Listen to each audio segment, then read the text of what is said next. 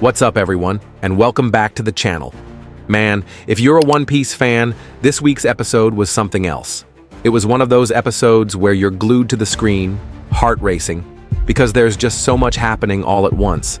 And as a viewer, you could feel the stakes rising with every second. The sense that the Straw Hats are really fighting against impossible odds. Today, we're breaking down the entire episode, not just scene by scene, but from how it felt watching it unfold. All the tension, hype, heartbreak, and pure chaos packed into every moment. Let's get into it. Man, this episode felt like the fuse was lit, and now we're just waiting for the explosion.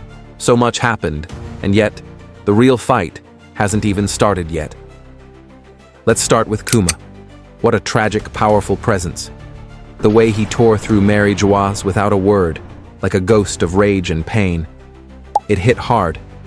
He's not just a machine. There's something left in him, some shred of purpose or will, and it's terrifying the celestial dragons. The soldiers were scared, the 𝐿 were panicking, and Akainu, cold as ever. His reaction was clinical, treating Kuma like a broken weapon, not a human. But that's what makes it so sad. Kuma was human, and maybe still is. Then there's Bonney.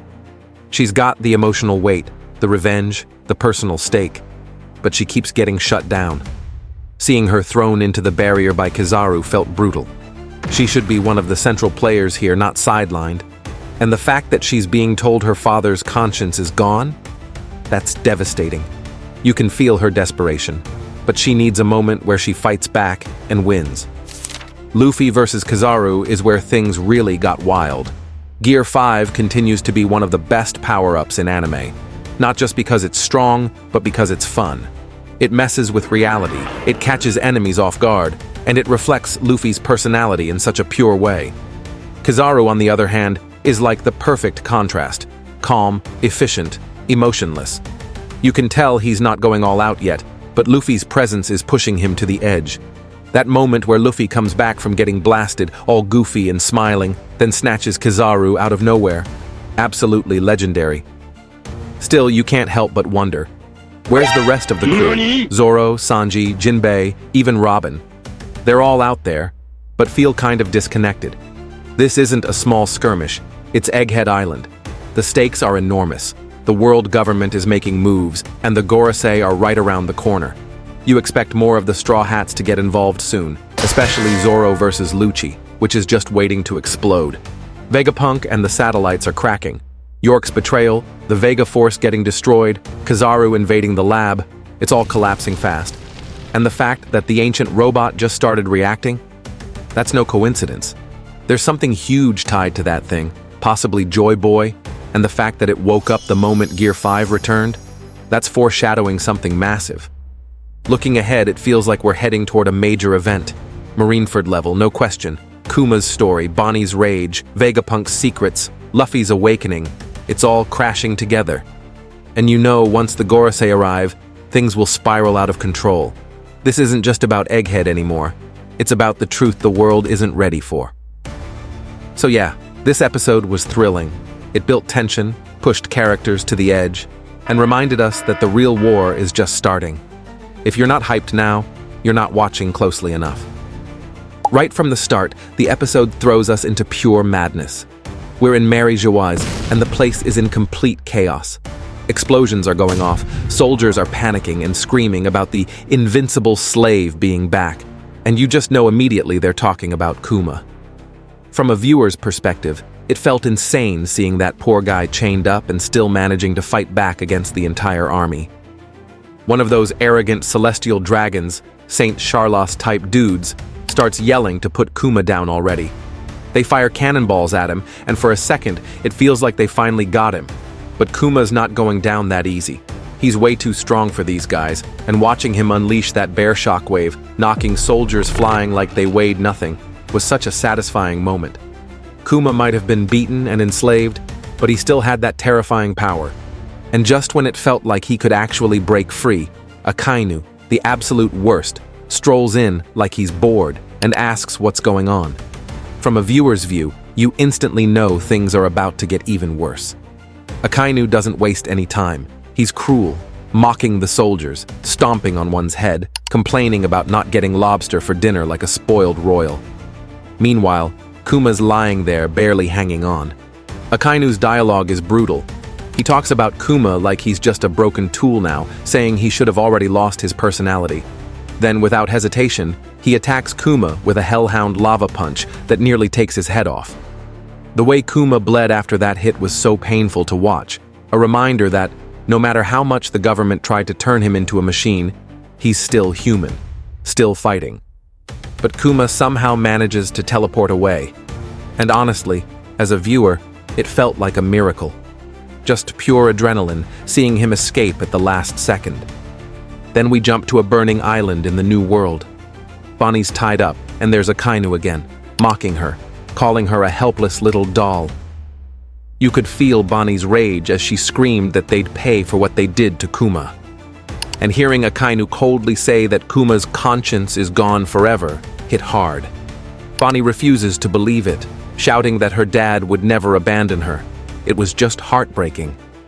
After the flashback ends, we're back to the celestial dragons yelling at Akainu for letting Kuma escape. You almost wish he'd just turn around and lava punch them too, but sadly, no justice there. Cut to the present at Egghead, and the pacing just goes crazy. The government's pacifistas are now turning on their own soldiers, wiping out anyone in their way. Meanwhile, the government's preparing to storm the factory, and Admiral Kizaru is already inside the lab, floating up in the clouds. And here's where it gets even better. Luffy in full Gear 4 mode, with his crazy cloud surroundings. Kizaru tries to block Luffy's right hook, but even with all his defense, he gets rocked. And Luffy's not letting up, immediately throwing a Gomu Gomu Black Mamba barrage at him. Watching that scene, you could just feel how much Luffy has grown. Even Kizaru had to admit, now he understands how this kid beat Kaido. Their fight is so fun to watch because it's not just raw power. It's Luffy's goofy Gear 5 energy versus Kizaru's cold, calculated speed. When Kizaru says he doesn't actually want to kill Vegapunk and asks Luffy to stay out of it, you can tell there's more tension than either of them is saying out loud. Then, in true Kizaru fashion, he warps right in front of Luffy and kicks him so hard he flies across the entire lab. The animation during this part? Insane. You could feel the impact of every hit. Meanwhile, the Vega Force, the massive robot Vegapunk built, is getting destroyed. Franky and Bonney start falling, Lilith's panicking, and then the robot basically explodes like a small nuke when it crashes into the barrier. As a viewer, that whole sequence was just one gut punch after another. You're watching dreams literally blow up in their faces. Franky's furious. Bonney's warning that Luffy's in danger. And then there's Kizaru again, sneaking up like a horror movie villain. His little kid's juice box comment to Bonney was hilarious, but also menacing. He casually wrecks Bonney, slamming her into the laser barrier. Another brutal moment that had me yelling at my screen. Franky tries to fight back with his own laser blast, but Kizaru's just way too fast. Lilith's freaking out. Usopp's panicking on the comms, and it feels like everything's falling apart for the Straw Hats. Vegapunk manages to hack the security system, telling the crew that they can shut down the barrier any time now. But the Vega Force is in ruins, and they're way behind schedule. Then Kizaru casually strolls into the lab, telling everyone their escape plans already failed. It was like watching a nightmare unfold in slow motion. The Straw Hats were so close to escaping, and now it feels like all hope's lost. Kizaru even admits he had to blow up the giant robot, not because he wanted to, but because his orders were impossible. He sounds almost tired, like even he's getting sick of how messy this mission is. But just when everything seems completely hopeless, everything starts shaking. And for a second, you think maybe the lab is collapsing, but nope, it's Luffy. That's right, our boy is still alive, twisted up in cartoonish ways inside the barrier, laughing like a madman, and then boom, Gear 5. Luffy returns, hopping from tree to tree, rushing straight back into the fight. The animation, the energy, the music, it's just pure hype. And then the absolute best moment. Luffy grabs Kizaru with a giant Gear 5 hand, smiling from ear to ear, saying, "Thanks for beating me up." Man, even Brook, who doesn't even have eyes, looked like he was about to pop them out from shock. It was just pure One Piece magic. Luffy thanks Kizaru for the beating, jokes about almost getting shredded, and is back, stronger, crazier, and ready to throw down for real. And the episode ends on an even bigger cliffhanger.